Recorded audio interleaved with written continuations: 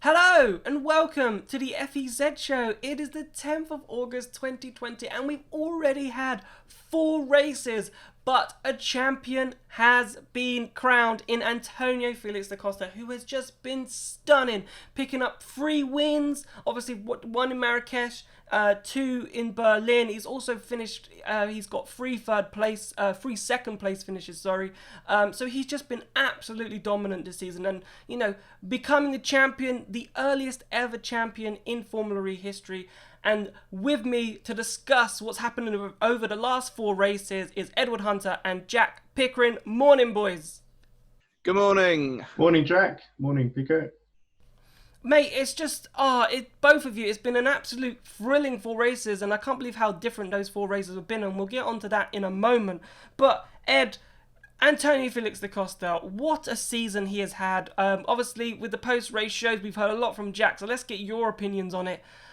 He's just been absolutely stunning this season, and since he's come back from the lockdown through these 6 races that we're supposed to have in Berlin, he has just been absolutely stunning. Yeah, good to have Formula E back and good to be back on the show. So, yeah, I agree completely. Da Costa had a pretty magical, is magical the right word? Run You could call it magical. Came in only about 2 points ahead, didn't he? And then he's just ballooned out to this. I think he's had some excellent races, and the people who are fighting with him in the championship, Evans, Degrassi, Blomqvist, etc., have just had really patchy kind of runs where Evans scored about 9 points, I think, and he was second going in.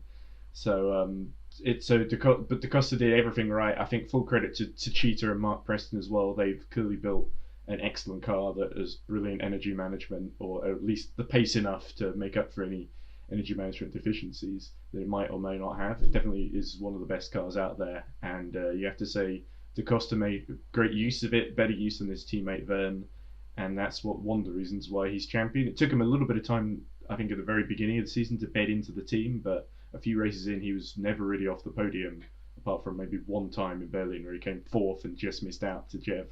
But yeah, it's just been a phenomenal consistency, and Da Costa has really shown some of the excellent pace that we always knew he could do, and he's been able to deliver it. And I think for me, Jack, what I find interesting is that Da Costa sort of didn't really have in these Berlin races the typical Formula E run, right? He was in Group 1 in qualifying, but he managed to get through. He managed to qualify well. Whereas everybody else, all of his championship rivals, Evans, Van Dorn, Verne, all had Guenther as well, all had sort of normal Formula E weekends where they're in Group 1 and they get a poor qualifying performance, and Da Costa didn't do that, and that allowed Da Costa to just excel in this championship and literally grow his points lead exponentially.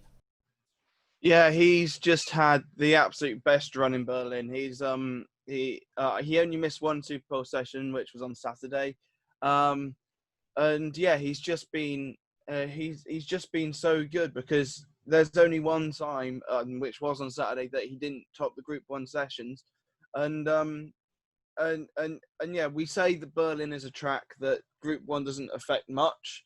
So the qualifying format, it doesn't really matter that much what group you are in. Obviously, still gets better when you're in Group 4 than Group 1, but it's not much of a difference. And so, yes, I think that's helped Antonio Felix da Costa, but his championship rivals have always been no higher than about 10th on every single day, apart from Van Dorn, who was running third, I think, on the Saturday, and then he dropped a couple of places and then got a puncture. And so that was really that. So for him, but no, his championship competitors have just really fell off the pace. Yes, Max Guenther won a race on Saturday, but everyone else has they just weren't able to put qualifying up, and that meant that they were starting further back in the race, and it meant that Da Costa could run away at the front, score all the points, and that was that, really. Yeah, and with Guenther's win, it was already kind of like too late in the day for that win on Saturday after what happened on Wednesday and Thursday with Da Costa. But let's just talk, Ed, emotionally. Da Costa was so emotional, and as I said on the live show yesterday, I was doing a race report and I had to stop and just listen to what he was saying, because it was so emotional. It was so, you got caught up in that emotion when he said that he was so close. Are you going to all mushy quitting on me motorsport. now, Jack? Well, I think everyone was like, oh my god. Even obviously Jack Nicholls in commentary was, but I know Jack obviously said it, but I think everybody else was feeling it, right? And I think that's true, because the way he said it, the way he, said how he was going to give up and then go back to university, go back to school and find a proper job and maybe just do some AM racing on the side, and then, to get his chance at BMW, and then the way he thanked BMW, because he said if it wasn't for BMW, he wouldn't be a professional racing driver. And all of that, it's just the emotion and everything that Da Costa's worked for, and finally he wins the championship. For me, it took me away. What about you, Ed? Well, I think the lesson there is stay in racing, don't go to school, but don't go to university. But it's a lesson I wish I had learned. But yeah, I think I'm not completely cold emotionless, sorry, but I agree. I think Da Costa's story did touch me a little bit, and I think because you have to remember back in the nearly 8-9 years ago when he was in the junior Formula Renault 3.5, he was the up and comer. He was Red Bull's man most likely to make it to Formula One, and then he had a slightly disappointing season where he got beaten by Van Dorn and Magnussen in Formula Renault 3.5, and he ended up basically being jumped in the queue by Daniel Kvyat, and he was still backed by Red Bull for a little bit after that, but he was going into DTM, he was going into Formula E, and he was sort of feeling that his F1 chance had passed him by, and he was just trying to make the best of what he had. He still had the BMW links, of course, but it's only really when he abandoned them to John Techeetah that he's really been able to fully get in a car where he's been able to fully excel. And I think this season really showed that he made the right choice to go to Techeetah, really, because it's all worked out extremely well. Yeah, and I think, for me, Jack, he's just been, obviously it was hugely emotional. But what are your thoughts on it? Because, as I said, just thinking about it right now, I'm just like, it was so emotional. Like, other drivers have broken down from winning championships. I think Nico Rosberg, because of how tough it was and the emotional behind that. But I think watching a championship win lately, I think that was probably the most emotional a driver has been, coming off a championship win. Definitely. We have seen some really emotional ones in the past. I don't think we've seen one that emotional in Formula E. I'm trying to think back to the times where we've had champions over the last few years. I think the most emotional one prior to that was probably Nelson in season 1 becoming the first ever Formula E champion. But no, like Tony had a fantastic season. Even before he started this dominant run, he was still getting podium places over the course of the season, and we have seen this a bit the last couple of years because Jack mentioned it in commentary, because Jean-Eric Vergne had a terrible start to the season and then came alive from Sanya onwards and went on to win the championship. Last season after Hong Kong, if you told me that the top two in the championship would have been Vergne and Buemi, I would have laughed at you. And even more if it was Vergne and Da Costa. Well, no, Da Costa, I wouldn't have been that surprised with, because he had a good start to season 5. But yeah, no, this season I think Tony Dack has just deserved all the plaudits that he's had. He deserved 3 race wins. He was so dominant on the reverse circuit, and that Techeetah car and him is a lethal combination. And I think finally, Ed, just to talk about Antonio Felix da Costa before we move on, a great question came out from the press about him and Formula One, and if this could probably give him a chance. And because obviously Jean-Eric Vergne said he was offered an F1 contract when he won the championship, and da Costa came out and said, you know what, I'm not interested in Formula One. If someone comes knocking, I'm not going to take it. It's not for him anymore. He doesn't want to race in it. And, he wants to make Formula E his home and other championships that he's competing in as well, which I thought was really interesting. Yeah, I guess the thing is, in Formula One, there wouldn't really... It's hard to see where he would be in a competitive seat. Obviously, we know there's the 2022 regs coming in that are supposed to equal up the field in Formula One and sort of make things there's a bit more parity for the smaller teams as well. But Formula E, you've kind of already got that. And Techeetah, who started off, don't forget, as Team Aguri when Da Costa was driving for them, and Da Costa put in some real giant killing performances in the early couple of seasons. And then he's been able to rejoin the team with a lot more investment behind them, and still some of the same people like Mark Preston, of course, was team principal, and they've been able to really in a position where they are the team to beat and the car to beat. So there isn't really a good reason for Da Costa to leave that behind at the moment, and you can tell how much it means to him. It's not a stepping stone to get back in to reignite his Formula One hopes and maybe have a couple of seasons at the back in an uncompetitive car. He wants to stay in Formula E for the long haul, and I think from that perspective it kind of makes sense. No, I agree, but let's talk Techeetah, because obviously, the champions again, double champions, nearly could have done free Jack with season 4 as well, losing it on the last day, and obviously they've got the opportunity now next season to equal Renault Edams by getting a third team's title in a row. So obviously, and again, they wrapped it up incredibly early, the earliest team's title I think to be wrapped up potentially.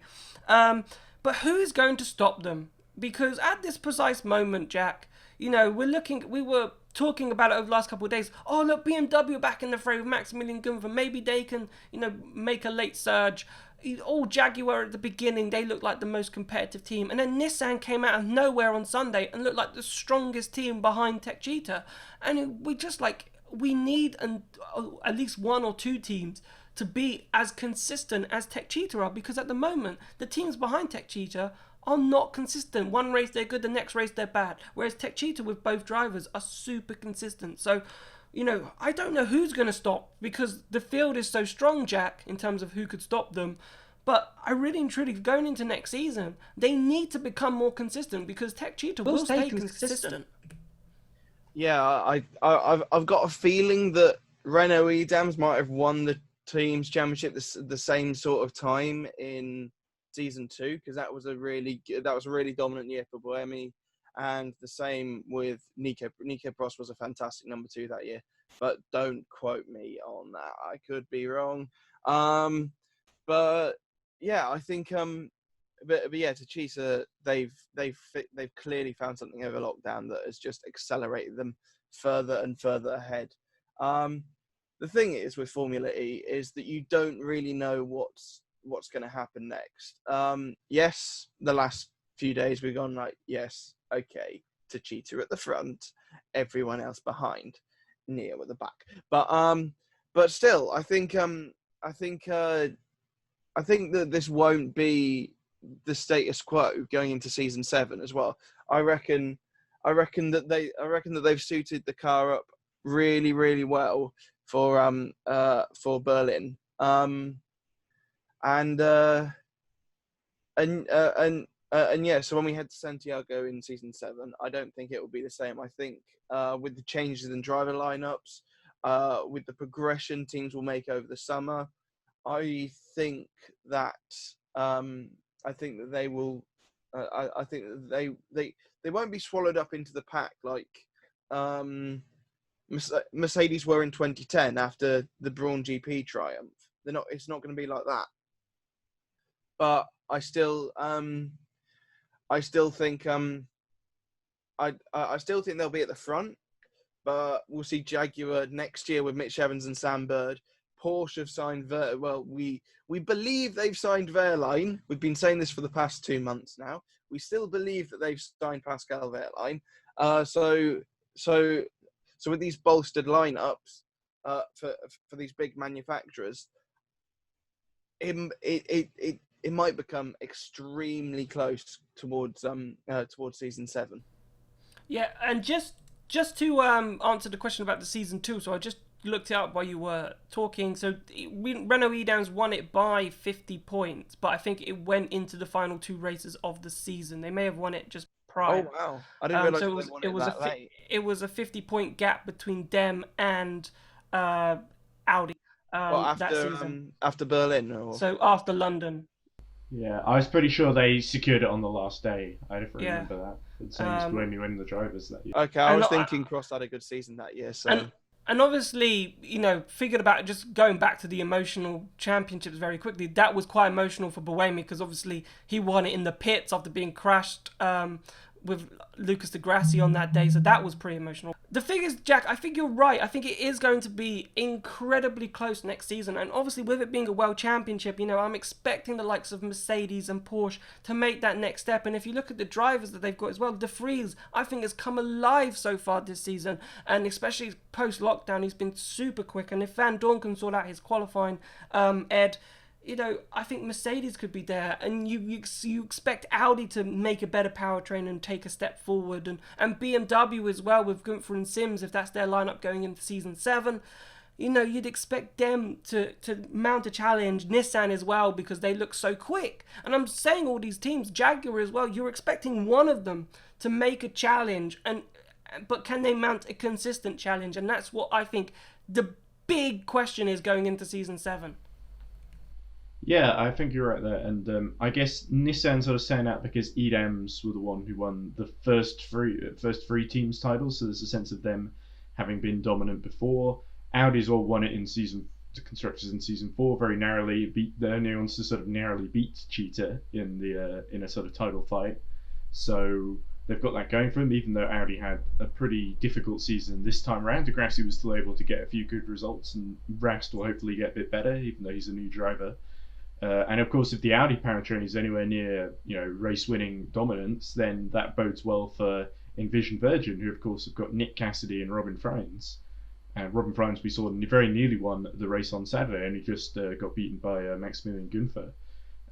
It'd be interesting for BMW because I think Alexander Sims had a very difficult time in Berlin, so it'll be interesting to see if there is any threat for him and his seat. So we'll have to see if BMW decide to keep him or if they go for someone else. I think Alexander Sims is a very good driver, not quite able to maintain his title challenge all the way through. He had a great start to the season, if I remember correctly, winning in Saudi Arabia. But we'll have to see who it is. I think there's a lot of good candidates, but don't count out the customer teams either.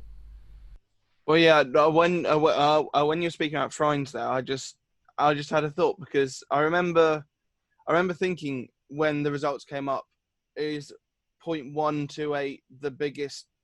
Sorry, not the biggest. The smallest gap over the line for a win in Formula E, because the record is 0.105, but that was for D'Ambrosio on Buemi in Mexico after Lucas was disqualified. So I'm not sure if that is the closest that we've had to the line between, for an actual race when not one that was decided in the stewards room after. So yeah, so Mexico 2019 doesn't count then.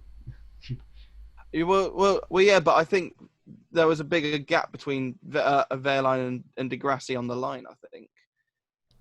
I think it was 0.2 of a second, that one, or 2.18 was the gap between Di Grassi and Wehrlein in Mexico 2019. But yeah, I think, it'd be really interesting. Next season, that's the thing with Formula E. I think every season we say next season is going to be so interesting because it's so tight. And, we just have to wait and see what pre-season testing brings us and see what happens in Santiago back in January. But let's go back to the races that we've just had in season 6 in Berlin, the 4, because we had 4 entirely different races, Jack. Wednesday was chaotic, mainly because of energy management. Thursday, the attack mode, and I think, honestly, the attack mode has played a huge part in all 4 races, and in terms of making it interesting and providing a strategy element, which I suppose, now that we've seen it more and more, and obviously not seeing Formula E for so long, I think we all forgot how good attack mode is. And then, obviously, Guenther Saturday was, as I pointed out to you, in the live show, I felt was like a MotoGP race where you just stalk and wait and wait and wait until the perfect time to actually overtake your rival. And then Sunday was more of a traditional race, I felt. Just a normal race where normal race cars go racing and they try and do race car things to overtake each other. And so I find it amazing that, yes, we've had 2 different layouts, with the reverse layout and the single layout, but they have not produced the same race each time we've used them. They do race car things. Someone who got a journalism degree. So Yeah, brilliant. No, it is. No, they did. I think I enjoyed Saturday's race a lot more than Sundays. Sundays was very kind of laid back. There wasn't really much going on. I think the biggest moment of yesterday's race was when Guenther slammed into the back of Ollie Turvey at turn 4 on lap 1. The rest of it was pretty subdued. But yeah, with attack mode has been making these races rather interesting. And so and it's been shaken up even last night. There was, for a small period of time, where Ollie Rowland was in second place ahead of Antonio Felix da Costa. And so it has been making it interesting. You said you said about Saturday's race, mate, a bit more MotoGP style, waiting. It was very Marc Marquez of Max Guenther to just sit there and then pounce on the driver in front towards the end of the race. But yeah, no, it was a fantastic we've seen some fantastic races these last 6 days. So it's been good. I think we can compare Max Guenther slightly, Ed, to Max Verstappen, because he did some similar thing on the Saturday race where he, off his own back, said, no, I'm passing now. This is the time to pass. And in Formula One's race on Sunday, Max Verstappen said no to the team. I'm not backing off. I'm attacking the Mercedes. And I thought, yeah, I'm not a grandma. And I thought that was really interesting. Obviously, it happened the day, Max Verstappen happened the day after. But when I was looking back at Max Guenther's race, I thought, that's a driver actually making a decision in the heat of the moment, going against the team and what they're saying, to say, I think actually this is how I'm going to win this race. And if you don't let me do it now, we are not going to win this race. And I thought that was very interesting, because I know Max Verstappen is young as well, but Maximillian Guenther is quite young, a bit more inexperienced compared to Max Verstappen, and knew at that point, no, I've got to do this now and not listen to the team. Yeah, well, the team went on the radio and said, oh, remember Marrakesh, which is where he was also in a fight with Verne the first second. It was the last race before the pandemic hit. And I think they were sort of in position, and Guenther was basically outfoxed by Verne right at the end because he'd used up too much energy. So that was what the team was trying to remind him of. So you can understand it from the team's perspective. Guenther made the right call, significantly less granny bashing than Verstappen, thankfully. But yeah, I think it was very well judged from Max Guenther. It's very easy to when the team gives you advice to basically just go along with it and not question it. But sometimes it's one of the things that really marks out some of the great drivers. They know when to basically go by their own initiative and make the first move, which can often be very decisive. I'd just like to say that my nan drove like a demon when she used to drive. Used to constantly drive at about the speed of her age. So 87, 88 around there. For she was doing 88 miles per hour on like a 30-mile-per-hour road. No, she just didn't care. No. Boom, I'm going. Not on a 30-mile-an-hour road, down the A41. Down the A41. Oh, well, that's all right then. It's fun, yeah. At least you went fast. That's the main thing, Jack. I got to college on time, so thanks, Nan. You're not watching, but yeah. But no, I just thought it was interesting, and maybe, Jack, just to finish up on Max Guenther very quickly, like, I think we talk about Nick de Vries having an absolute potential to have a great, career in Formula E. I think Maximillian Guenther is another one. Yeah, we are now getting to the stage where there are so many drivers in this championship who are going to have a fantastic career in this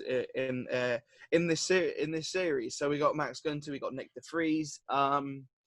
There is probably some more. I can't think of them at the moment, but they're the most youngest ones at the moment, I'd say. Yes, definitely. But yeah, we're gonna have about 4 or 5 years ago, it was like, it's FEZ, it's Formula One rejects and old people, and it's just changed. Like it's just changed so much since then. We've got rid of the Jarno Trullis and Jacques Villeneuves of Formula E, and and we've replaced them with Nick de Vries and Max Guenthers and some really, really hot prospects who, especially in Nick de Vries' case, should have had a shot in Formula One. But unfortunately, that never came to fruition, and that's the exact same thing with Tony Dack as well, because he should have had a go in Formula One, but it just didn't really emerge to be. But he's had a great career in Formula E, building his way up. He's got in the championship car this year, and he's won the whole shebang. Yeah, and I think you can maybe add Sergio Sette Camara to that list because, he's had a bit of an up and down, but obviously with that pace of the Dragon, you can never really tell. But the pace in practice for Sergio Sette Camara has been fairly decent. Qualifying hit and miss, and the races hit and miss, but maybe once he gets more experience under his belt, maybe Sergio Sette Camara could quite a literal hit, actually, in the case of James Collado on Saturday. Yes. But maybe he can also become like a decent driver in Formula E. But let's finish up very quickly then with some news coming out of yesterday's race. And keeping on Max Guenther, Ed, he injured himself in that crash with Oliver Turvey. Injured his wrist. We don't know the extent of the injury. We think it was just precautions. But, the risk was giving him some bother. And obviously, with 2 days, hopefully he can get healed up and ready for Wednesday. Otherwise, maybe BMW might have to parachute another driver into the car for Wednesday. Yeah, I remember Nick Heidfeld in I think season 2 in Puigdemont injured his wrist and had to miss a race, which is where Oliver Rowland had to fill in for him. But yeah, it's a bit of a shame for Max Guenther. It was a kind of a needless kind of incident where Guenther just got caught out by the pack backing up, and he did some serious damage to Turvey's car because Turvey struggled on and eventually finished last. And the car is basically, it's a Neo, so it's wounded anyway. But yeah, Max Guenther's wrist, fingers crossed it gets better, but that's not good for him, especially after having won the day before, going from literally hero to zero in the matter of seconds in the race. And I think Oliver Turvey once upon a time also was injured as well, hurt his wrist and made him that's right, season 4 New York, I think. He missed the race completely. He missed a race. And obviously, Jack, we're going to see a return of a Swede in the Jaguar, which we were all expecting, in Tom Blomqvist. Obviously, been in Formula E before, with Andretti for 6 races at the beginning. But in terms of Jaguar's season, I think this will probably end their season because Blomqvist obviously has had no testing, well, not much whatsoever in that car. So I think they're not having a great season at the moment. So in terms of their championship position, I think this kind of cements them to move further down the order potentially. But what do you make of Tom Blomqvist? And you're probably hoping, as he's a Swede, that he has 2 positive races for Jaguar at the end. Well, yeah, he's a son of a Swede. He races under the British license, but he's more Swedish than I am. So, yeah. That being, I am not Swedish. I just love Sweden. And I can see you're holding that Swedish flag proudly. Yeah. I was thinking because if Max Guenther can't race, Joel Eriksson at one point was part of the BMW program. So.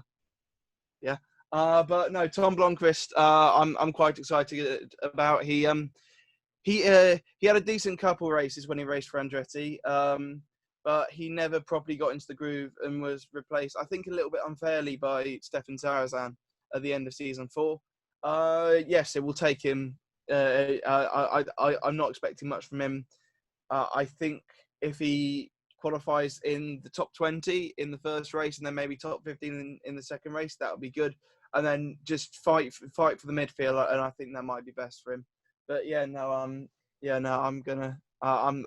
really excited because he is part Swedish, so I'm happy.